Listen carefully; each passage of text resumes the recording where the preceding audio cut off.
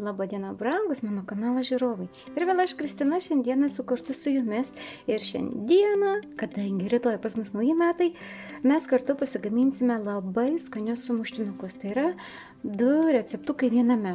Pirmas sumuštinukas bus su česnakinė užtepėlė, o antri sumuštinukai su kepta duona ir truputėlį pagerinta universalia česnakinė užtepėlė. Tad raitojamėms rankovės ir eime kartu gaminti šiuos skanius, labai skanius sumuštinukus. Pirmiausia, kad pasidaryti įvairius skanius sumuštinius arba užtepėlės, mums reikia ant ko tai dėsime. Šiandien aš naudosiu štai tokias bandeles, galima naudoti ir paprastą batoną arba tiesiog duoną, juodą arba baltą. Žinoma, kad gerai susipjaustytų, aš naudosiu duonai riekti skirtą peilį. Pjaustyti galima ir įstrižai arba štai taip. Čia viskas priklauso nuo jūsų. Galima storiau, galima ploniau. Būtent štai taip supjaustyta bandelė man žiūrisi žymiai gražiau, kai mes dedame ant lėkštutės. Susipjausčiau 2 bandeles ir turiu štai tokį kalną pjaustytų riekelių. Kad sumuštinukai būtų labai skanūs, mums reikia iš vienos pusės apkepti, aš tikrinu ar karštą, apkepti štai taip bandelės. Ir viskas, nepilu jokio aliejaus. Labai tikiuosi, mano brangūs žiūrovai, kad šis video receptukas jums bus labai naudingas, kadangi tokius sumuštinukus galima pasidaryti ne tik šventėms, bet ir šiaip užkąsti ar skaniai pavalgyti. Jums gal iškyla klausimas, kam aš taip darau? Ogi todėl, kad man patinka, kai bandelės būna traškios. Tai yra sumuštinis pats būna traškus. Žinokit, labai pakeičia skonį. Visas šis procesas pasidaro labai greitai. Pasidaryti keptos duonos sumuštinius mums be abejo reikės duonos. Pas mane šiandien yra duona kvietelis. Galite imti bet kokią duoną, kokią jūs mėgstate, arba netgi galite pakepinti batoną. Pas mane yra 3 riekelės ir labai smulkiais pjaustyti mums griežinėliais nereikia. Ne griežinėliais, o riekelėmis nereikia. Aš tiesiog štai padalinu duoną į 3 dalis ir susipjaustom tiek, kiek jums reikia sumuštinių. O dabar į įkaitintą keptuvę įsipilsiu augalinio aliejaus ir pasikepsiu duoną.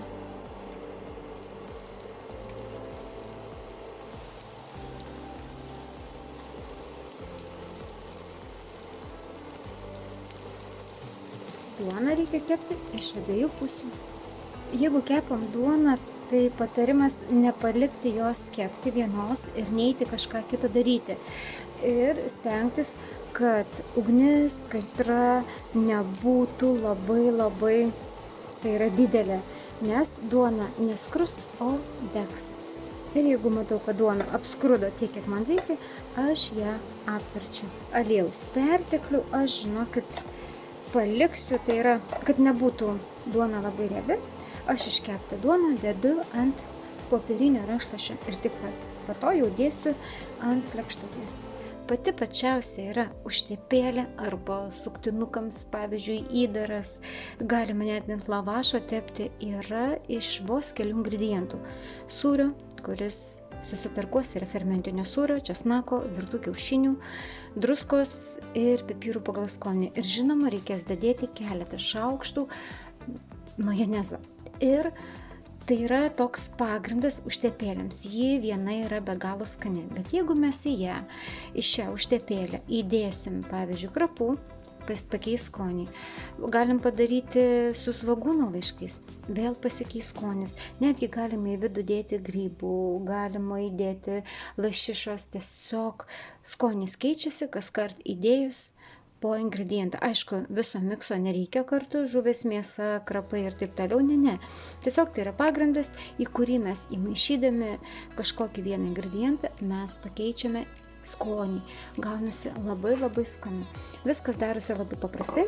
Vienai normai aš naudoju 115 gramų fermentinio sūrio, 2 skiltelės česnako, 2 kietai virti kiaušiniai, druska, pipirai ir dėsiu kelias šaukštus į tarkuotą masę majonezą. Visą tai mums reikia susitarkuoti. Jeigu turite spausti kuom česnaką, tai jį reikia suspausti. Aš šiandieną tarkuosiu. Ir tarkuoju nestambia burokinė tarka, bet štai tokia smulkesnė. Pirmiausia, susitarkuosiu sūrį, o po to kiaušinius. Jeigu sūris nenori tarkuotis, tai reikia tarkos paviršių patepti aliejum ir tada jisai netaip prilimpa prie tarkos. Visas sūris susitarkavo. Atrodo tik tai 115 gramų, bet sūrio tikrai yra nemažai. Ir dabar iškart sutarkuosiu 2 kiaušinius, vėl tokia smulkia tarka.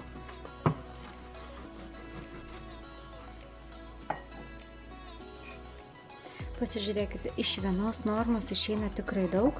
Žinoma, jeigu jūs norite daryti daug vieno skonio užtepėlių, tai tikrai pakaks, bet būtent iš šios vienos normos užtepėlės, aš žinokit, ją padalinsiu ir vis kažką įdėdama keisiu skonį ir man ant sumuštinių bus vis po naują skonį užtepėlės. Dabar reikia susitarkuoti česnaką. Sutarkuosiu 2 skilteles česnako.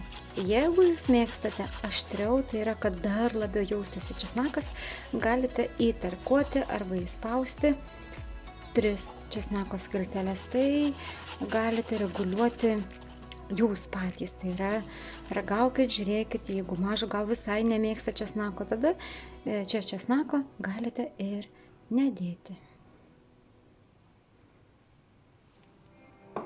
Įdėjau druskos, pipirų, įdėjau štai tokius 3 šaukštus. Majonezas gali būti toks, kokį jūs mėgstate. Gali būti Hellmann's, gali būti naminis, tiesiog, arba tas, kuris yra šaldytuve. Bet aišku, jeigu skanus majonezas, tai žinokit, ir užtepėlė gausi skani, nes būna kartais nusipirki ir neįmanoma valgyti. Tad Hellmann's, manau, būtų pats geriausias variantas. Ir dabar viską gerai išmaišom. Jeigu matote, kad užtepėlė išeina labai sausa, galima dadėti dar majonezo, nes majonezas skiriasi ir kartais jo gali prireikti mažiau arba daugiau. Ir dabar tiesiog imsiu apskrūdintą batoną, galima imti ir neapskrūdintą ir užtepsiu užtepėlę ant tos dalies, kuri yra neapskrūdusi. Ir viskas. Pati pirmoji skanioji česnakinė užtepėlė yra paruošta. Žinoma, galima papuošti krapų šakelę.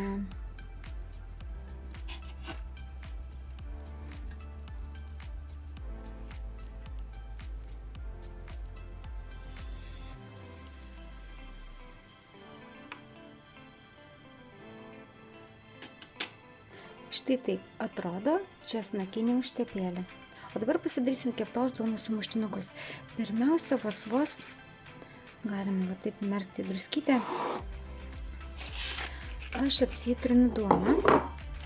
Visą turimą duoną tiesiog truputėlį į druską ir vos lengvai iš abiejų pusyčių. Man liko česnako, aš jį būtinai įtarkuosiu, nes, pavyzdžiui, man patinka, kai kepta duona, tai yra jos užtepėlė, būna tokia gan aštresnė.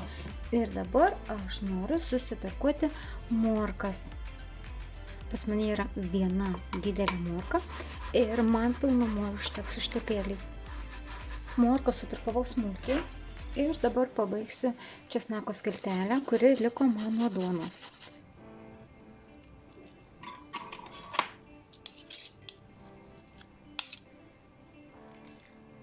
Įdedu 2 gerus šaukštus ir tai galėtų būti viskas. Bet aš dar įpjaustysiu, įdėsiu šaukštą majonezą. Dešros. Arba galima įpjaustyti įvairios mėsytės. Pas mane yra štai tokia smulkiai supjaustyta dešrytė. Kai valgom duonos tortą, Duonos tortai dažniausia būna papuošti įvairiomis mėsytėmis. Tai yra, kad sugalvojau, kad supjaušus smulkiai dešrytę, mėsytę arba kumpį, aš galiu įdėti į užtepėlę ir žinokit, tikrai užtepėlė pasidaro žymiai skanesnė, o sumuštiniai skanus ir traškus. Čia, žinokit, svorio ir labai tikslių proporcijų nėra. Tiesiog dėkite savo nuožiūrą, jeigu mėgstate labiau, tai yra produktus su mėsa, tai dėkite daugiau. Labai tikiuosi, kad šie receptai, kuriuos aš naudoju ir jau naudoju seniai, jums bus tikrai labai skanūs.